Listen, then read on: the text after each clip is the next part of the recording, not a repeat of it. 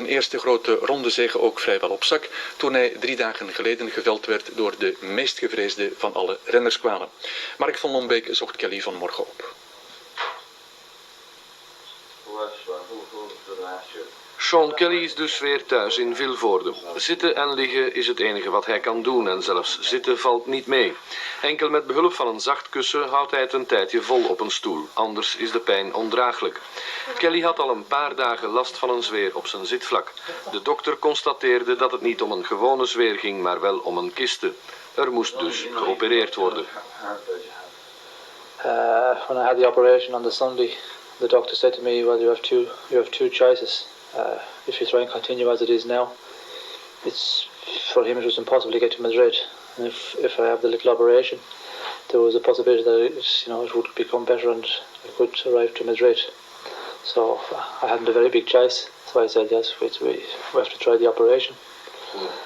And that was on the Sunday, and on the following day, on the Monday, we had a time trial 24 kilometres. And he said for 24 kilometres, not so long on the bike, sitting in the saddle, and he said it gives a little chance to heal. And on the Monday when I made the time trial, it was so painful, it was unsupportable. And on the Monday night, I was beginning to think, I don't think it's possible that I get to Madrid. But I still had hope for the Tuesday stage, which with 4 days to go. I said maybe it's possible. I was hoping for a little miracle, and just on Tuesday it wasn't possible. I had to abandon another 14 kilometres. It must have been an incredible disillusion for you. It was very, very difficult. If it happened in the beginning of the Tour of Spain, when there's nothing really happening in the general classement, but after going so far, and I was as such in the yellow jersey, and with a very good chance of winning the race, then it's very, very difficult, and it's very hard for the morale. 1987 is tot nog toe een slap jaar geweest voor Kelly. Met zijn gedwongen opgave in de Vuelta en zijn tegenvallende prestaties in de klassiekers. Kelly heeft zelf geen steekhoudende verklaring voor zijn minder presteren tot nog toe. When I look back over my results in the classic seasons over my career, it seems that every 2 years I seem to ride really, really super. That's the only explanation. And this year I was feeling well in the classics, but I just in the classic races I always said, and I still think you have to have a little bit of you have to ride well first of all. You have to be in very good form, and then you have to have a bit of luck on your side. And with both of those things, well, then it's possible to win a classic, or maybe 2. And that's the way it is in bike racing. This injury now, what does it mean for the rest of the season? Well, it means now that I have to take 10 days rest. I'm obliged to take 10 days rest, which wasn't in my program. So, yeah, maybe it's for the better. Maybe it's better that I take some rest. In Colombia is er vandaag een bijkomende nationale feestdag ingelast. Fabrieken en kantoren zijn gesloten. Iedereen krijgt een vrije dag.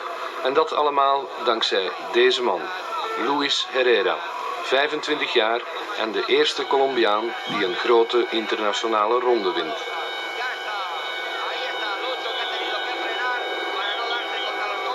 He has improved as an all-rounder. He has improved quite a lot. First of all, in the time trial and in his way of riding the race.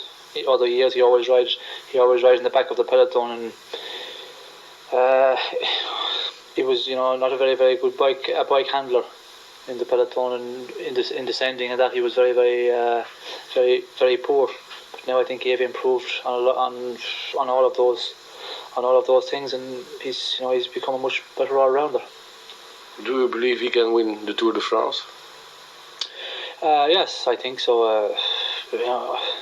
The problem was before he also always had a day when he ride really super and he leave everybody in the mountains, and then there was a day when he lose 5, 8, 10 minutes, and this didn't happen in the Tour of Spain. He was very regular, and every day he was there. So if he can do this in the Tour of France, I think it's possible one day he could win the Tour of France. The last days of this Vuelta, it was clear that there's a real Colombian connection. Yeah, well, they have seen after the time trial on Monday, I've seen that, and then when I had to abandon the LC, that Herrera was a very, very big possibility of winning it, and they ride together, and since that they have both teams have won stages. Luis Herrera is your top favorite for the Tour de France, or is that someone else? No, not my top favourite. The Tour of France. He's not my top favourite because of the Tour of France, the time trials. That is, this year there's an 80 kilometre time trial, and then there's a 35 kilometre time trial. The 35 kilometre time trial is it's a mountain time trial, so that's okay. But the 80 kilometre time trial is possibly can lose quite a lot of time. That's one of the reasons he's not my top favourite. He's one of the favourites, but for the moment I think there's maybe six or eight guys who are capable of winning the Tour of France, and it depends on their form, just getting the form at the right moment. Bij het begin van deze ronde van Spanje ging het met Laurent Fignon bijna helemaal de verkeerde kant op, maar daarna kwam er verbetering. In zoverre zelfs dat Kelly hem nu bij het kransje favorieten rekent voor de komende Tour. Samen met Herrera, de Zwitser Zimmerman, de Ier Roach, de Schot Miller en Claude Criquillon. Fignon heeft tijdens de laatste Vuelta-week duidelijk indruk gemaakt op Kelly.